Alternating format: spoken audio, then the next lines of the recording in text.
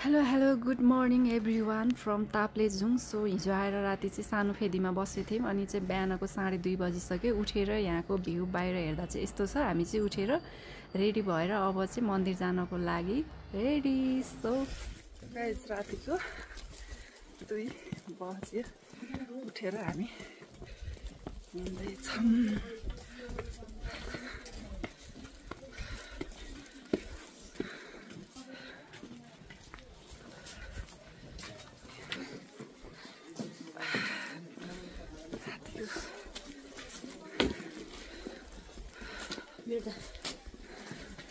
दुई बजेको हिँड्दैछौँ रातिको।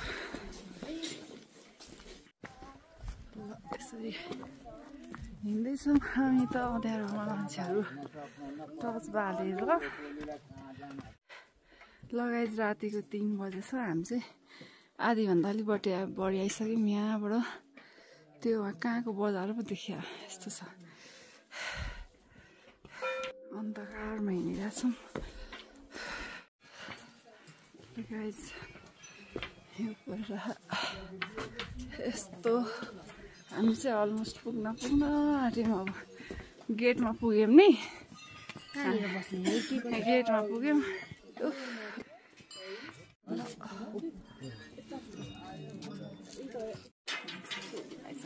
तपाईँपट्टि भाल्नु चन्द्रमा हेर्नु नि, चन्द्रमा कति नजिक पुगेको। अब चाहिँ हामी पुगिसक्यौँ। पुरै हिउँ परेछ। कति राम्रो देखेको नि फ्ल्यासले। हामी चाहिँ रेस्ट गरेर हाम्रो ब्यागै आइपुगेको छैन। ल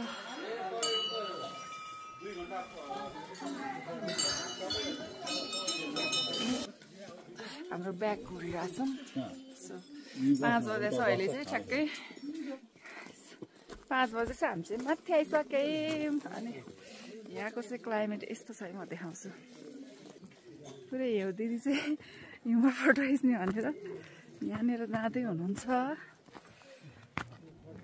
म चाहिँ यहाँ फोटो खिच्दिन आएको।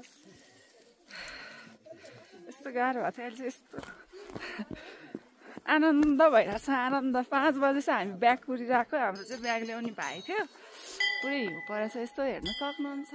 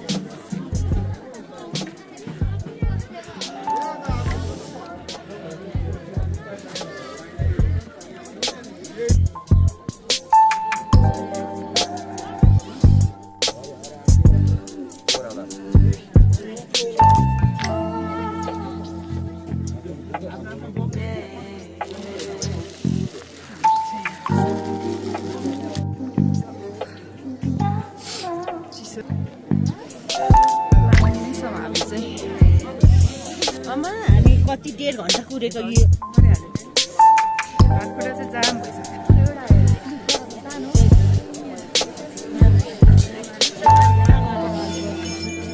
उहाँ चाहिँ माता हुनुहुन्छ। यहाँ चाहिँ बलि दिने ठाउँ।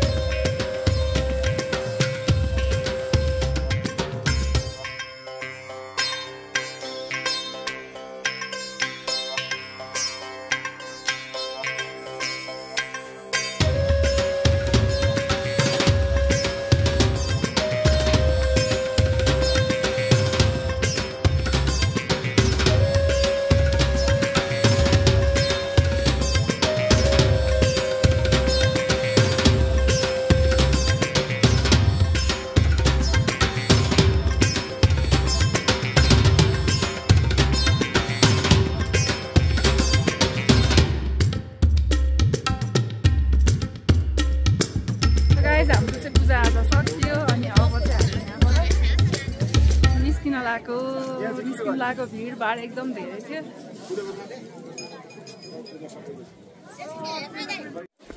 यस्तो छ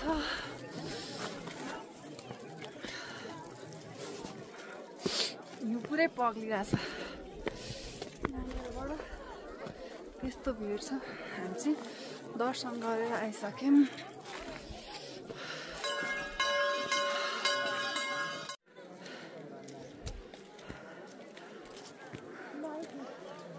चार 4,500 फिटको उचाइमा हामी छौँ। यो चाहिँ पाथिभरा माको सबसे हाइट लगा हुन्छ। यामा अब कहिले आउने?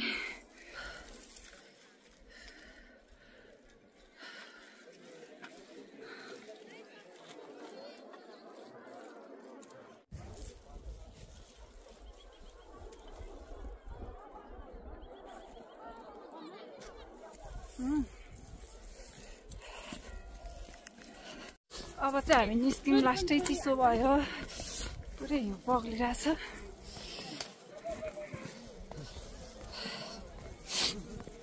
धेरै हाइटबाट जाँदैछौँ। मेरो त नाकबाट ब्लड आए जस्तै भएको। गाइस हामी निस्केको यहाँबाट अब फेदीमा जाने। फेदीमा ल अब हामी फर्केको गाइस। हिउँ पग्लेर यस्तो भइरहेको। बिहान चाहिँ यो भाइले हाम्रो सामान बोकेर ल्याएको थियो। हामी कुर्दा बल्ल बल्ल फर्केको। हिउँ परिरहेछ पुरै। ल यो बाटो चाहिँ पुग्न पर्छ। ल हामी त झरिसक्यौँ कति धेरै।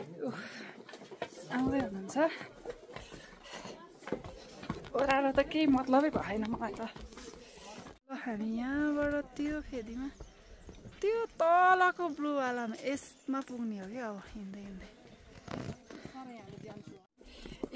यो भाइहरू चाहिँ हाम्रो बिहानदेखिको ब्याग बोक्दैछ। अहिले पनि प्रसाद बोक्दैछ होइन। दुईवटा भाइहरू फ्रम ताप्लेजुङ। ल भन त के अरे भन त। यस्तै हिँड्नु भयो भने चाहिँ तपाईँहरू काठमाडौँ होइन, गाडीमा काठमाडौँ चाहिँ होइन, हिँडेरै पुग्छौँ हामी काठमाडौँ। त्यस्तो फास्ट चाहिँदैन। ल देखेँ गाइस भाइहरूले कस्तो तारिफ गर्दै।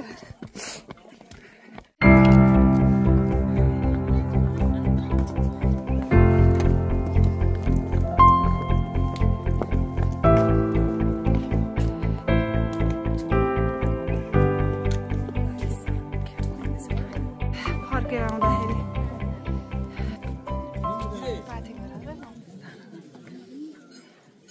यहाँ चाहिँ हामीले बिहानै 3 बजे पूजा गरेर गइसक्यौँ। अहिले चाहिँ रिटर्न फेरि छिरेको ठुलो फेदीमा जहाँ हामी बास बसेको थियो त्यहाँ चाहिँ आइपुगिसक्यौँ। 40 मिनटमै नि दिदी, 40 मिनटमै आइपुग्यो। आउँदा त यति फास्ट भयो। जाँदाखेरि 1 आवर 55 मिनटमा हामी माथि पुगेको थियौँ। अनि हाम्रो भाइहरू पनि आइरहेछ पछि झोला बोक्दिनु भाइहरू। बिहान जाँदा चाहिँ बोक्यो उनीहरूले। अहिले प्रसादको मात्र खाने, हामीसँगै आउने भनेर बोक्न लगाएको। सो पाथिभरा माताको यात्रा अलमोस्ट एकदम दर्शन चाहिँ राम्रो भयो। हामी चाहिँ बसेको होटलमा आएर चिया खाइरहेछौँ। यता हेर त भाइ, भर्खर आइसिदिएको भाइहरू उनीहरू हामीसँग।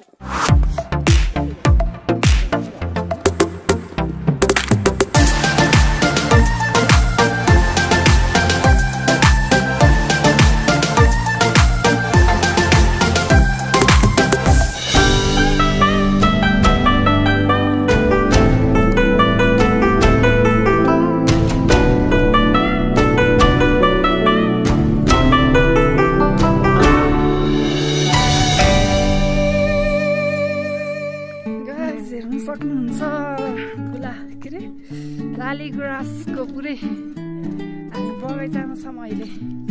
हामी चाहिँ अब ठुलो फेदीबाट तल्लो फेदी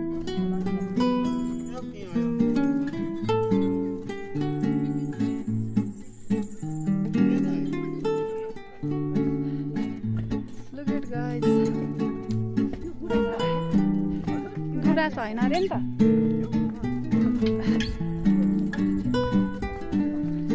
अब हामी सानो फेरि पुग्न लाग्यो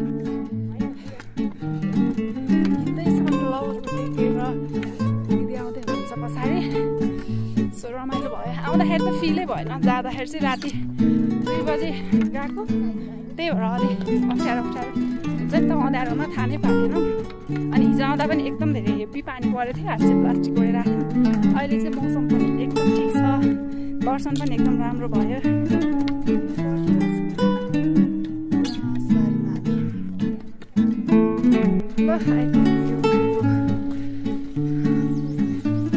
सानो फेदीमा 1 घन्टा कति हामी माथिबाट 1 घन्टा 33 मिनटमा ठ्याक्कै आइपुग्यो अब हामी खाजासाजा खान्छौँ यहाँबाट हामी ताप्लेजुङको लागि जान्छौँ अनि त्यसपछि हामी अब खाजा खान्छौँ अनि त्यसपछि जान्छौँ लौरो दिउँ पहिला लौरो लिएर पसलबाट हिजो यो लौरो लिएर छ हो यही पसल हो क्या अरे नि यसै पनि दिउँ लौरो यहाँबाट चाहिँ यस्तो गाडीमा जानु लाग्यो हामी